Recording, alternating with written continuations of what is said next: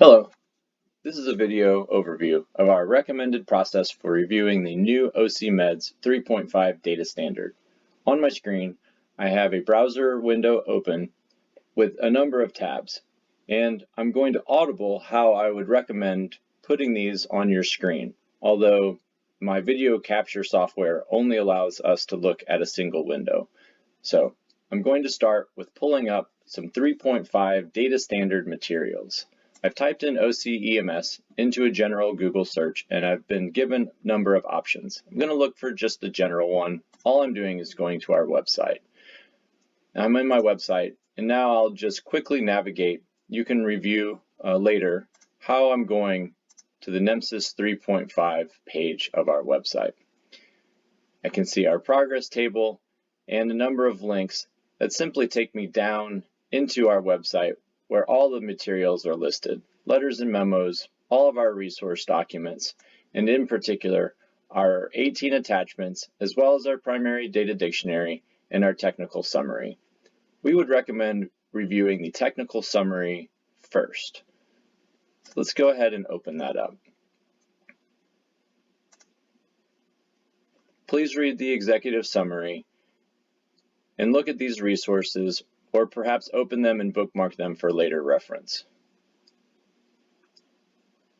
Then look at the 4 pages of data elements that have been affected by this change. There will be a little annotation of each element describing how it has changed. If you have any questions, make a note of that particular element.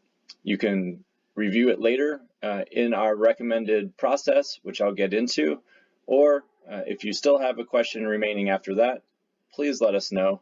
Our email will be attached at the end of this video. I'm going to review all of these elements.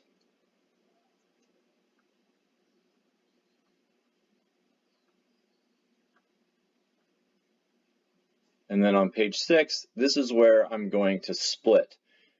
And I'm still going to have this document open, but I'm going to move it onto one side of my screen so that I can view it and our new updated default county level OC ePCR run form available, so I can see in the run form what these changes look like.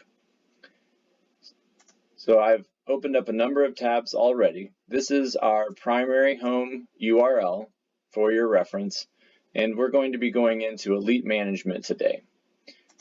I've already logged into our test site, OC-EMS Test 3.5. Each provider agency has been provided with a test agency where the 3.5 run form is the standard, and each provider's production agency has also been enabled for this. And we will go over enabling the 3.5 run form in your production agency in a later video. For now, we would recommend operating in your test environment because you can safely record and test any configuration or any data documentation in the run form in your test site without having to worry about deleting data or mis-alerting a hospital about an incoming run. I've already opened up an incident. I'm going to acknowledge. This is simply a safety check so that your crews, if and when they are provided access with the 3.5 standard run form, they don't accidentally start documenting in it until they're directed to do so. I'm going to acknowledge. The rest of the form is now available, and I'm going to start on Run Info. If you yourself have been following along and have our technical summary open, you'll notice that the first element there is the PCR number, and it says that it's been moved. So it's no longer in Incident Info. If you scroll up or down here, you will not find it, but you will see that it's been moved to Data Detail. So if you want to just verify that it's there or how it looks, you can go into Data Detail and see it there. I'll go back to Incident Info, and we recommend just one element at a time, working your way down the list that's provided in the technical summary and looking at the element and how it has been changed. So in particular, response mode to scene has been changed. This used to be where we would document code 3 and code 2 to give a documentation of how we responded to the incident. This has been changed at a federal level. We are now using this element to document the difference between an emergent versus a non-emergent response. Emergent does not necessarily correlate with only 911 runs, as there may be emergent non-911 runs. This is just an example. And underneath, we now have response mode descriptors, which is where we will be documenting our code 3 versus code 2. Again, this is just one example.